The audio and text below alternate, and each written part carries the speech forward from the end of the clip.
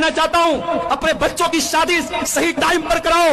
ये सहाबा का दौर नहीं है, ये नबी का दौर नहीं है, ये फितनों का दौर है, ये गंदगी का दौर है, ये ज़िनाकारी का दौर है। अपने बच्चों और बच्चियों को अगर गंदगी से बचाना है, उनकी सही टाइम पर शादी करो और शादी को आसान करो।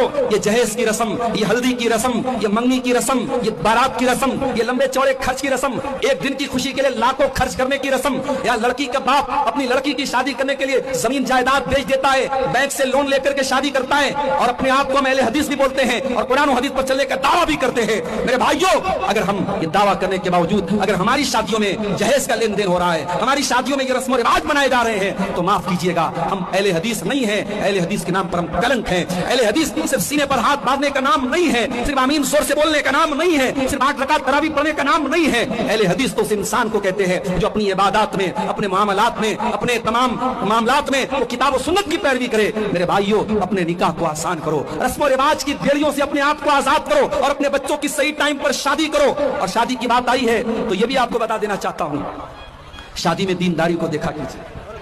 मेरी माँ, जब आप बहू तलाश करने जाओ तो आप हूर परी जैसी बहू लाने के बजाय दीनदार लड़की को बहू बना के लाओ। और जब आप अपनी बेटी के लिए दामाद देखने जाओ तो शानदार हवेली देखने के बजाय और बेहतरीन सर्विस और नौकरी और बेहतरीन पैसा देखने के बजाय दीनदारी को देखो। इंशाअल्लाह वो दीनदार लड़का आपकी लड़की को